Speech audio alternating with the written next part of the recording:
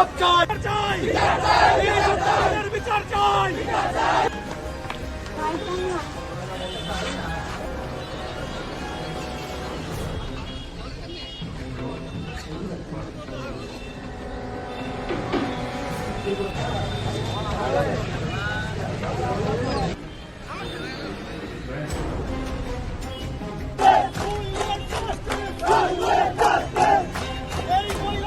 নীরব ভূমিকা পালন করছে। 4 দিনে কি আসামিকে ধরা যায় না?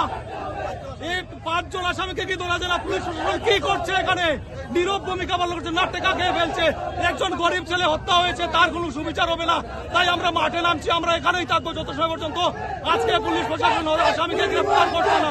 We want justice! We want justice! We want justice! We want justice!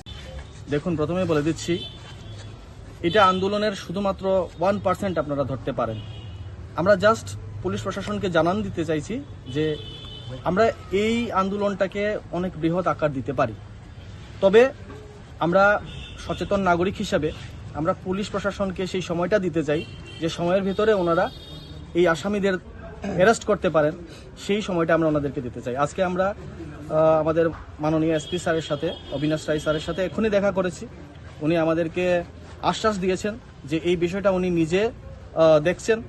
এখানে উপস্থিত ছিলেন ধর্মনগর থানার ওসি মহোদয়া এবং এসডিপিও স্যারও এখানে উপস্থিত ছিলেন। ওনাদের সাথে আমাদের কথা হয়েছে এবং উনি আশ্বাস দিয়েছেন যে খুব শীঘ্রই যারা এই প্রসেনজিৎ সরকারের এই ঘটনার সাথে জড়িত, যাদের কারণে প্রসেনজিৎ সরকারের এই অবস্থা, যাদের কারণে তাদের পরিবারের এই অবস্থা, তাদের অতি শীঘ্রই তাদেরকে অ্যারেস্ট করা হবে। এতটুকু আশ্বাস আমরা এসপি স্যারের পক্ষ থেকে এক্ষুনি আমরা পেয়েছি। পরবর্তী পদক্ষেপ আপনাদের কি হবে? পরবর্তী পদক্ষেপ বলতে, যেহেতু মাননীয় এসপি স্যার আমাদেরকে আশ্বাস দিয়েছেন যে খুব শীঘ্রই এই জিনিসটা মানে অ্যারেস্ট হচ্ছে আসামিরা, সেহেতু আমরা সচেতন নাগরিক হিসেবে আজকের দিনটা অন্তত আমরা কোনো ধরনের প্রটেস্টে যাচ্ছি না। আমি সবাইকে অনুরোধ করব আপনাদের মাধ্যমে, আজকের দিন আমরা পুলিশ প্রশাসনকে মুক্ত ছাড়ছি। ওনারা আজকের দিনের ভিতরে যেভাবেই হোক প্রসেনজিৎ সরকারের এই অবস্থার জন্য দায়ী যারা, তাদেরকে অ্যারেস্ট করতে হবে।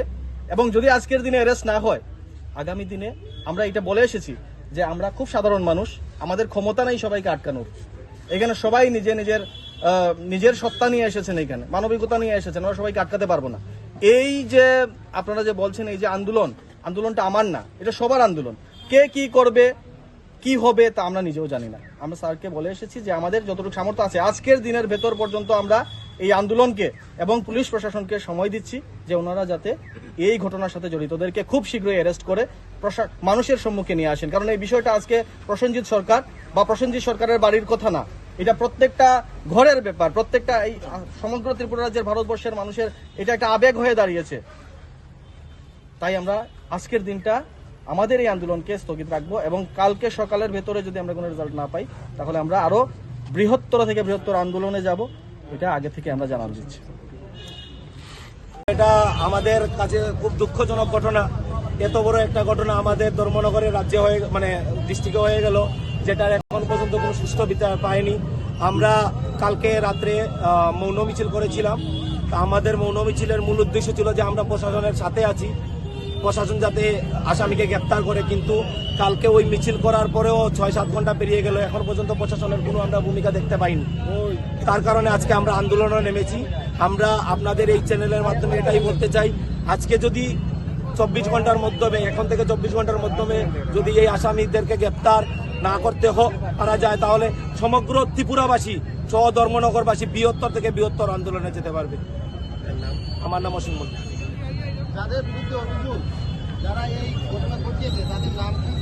তাদের একজনের নাম সঙ্গীতা ভট্টাচার্য, একজনের নাম সুস্মিতা ভট্টাচার্য, আর একজনের নাম সৌরভ ভট্টাচার্য, পিউদর এবং মেঘদীপ ভট্টাচার্য।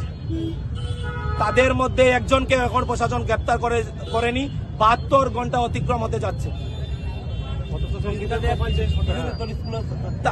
তারপরেও আমরা একটা লজ্জাজনক ঘটনা, যে সঙ্গীতা ভট্টাচার্য যিনি আছেন, উনি শিশুতত্ত্ব স্কুলের টিচার। আমার বলতে লজ্জা লাগে যে এরকম টিচার হয়ে একজন কিভাবে এইসব কাজ করতে পারে। এটা জনতার কাছে একদম লজ্জাজনক ঘটনা। সবাই ধিক্কার জানাতে এখানে আমরা জড়ো হয়েছি। नमस्ते। सबसे पहले आज कामेश्वर ग्राउंड के लोग आए थे और उन्होंने मुझे डेपुटेशन भी दिया।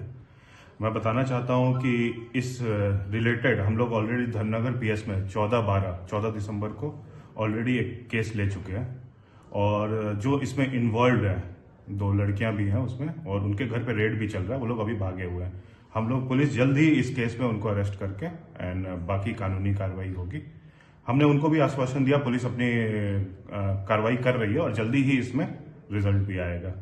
तो 14 संडे को केस हुआ, आज ट्यूसडे है, तो 24 घंटे के ऊपर हुआ है इस पे।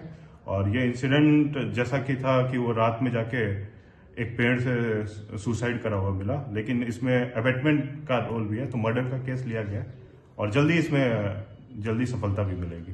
Thank you. केस नंबर क्या है sir? Case number Dharmanagar PS case number 122 2025 section under section 329 115 103 and section 3/5 of BNS।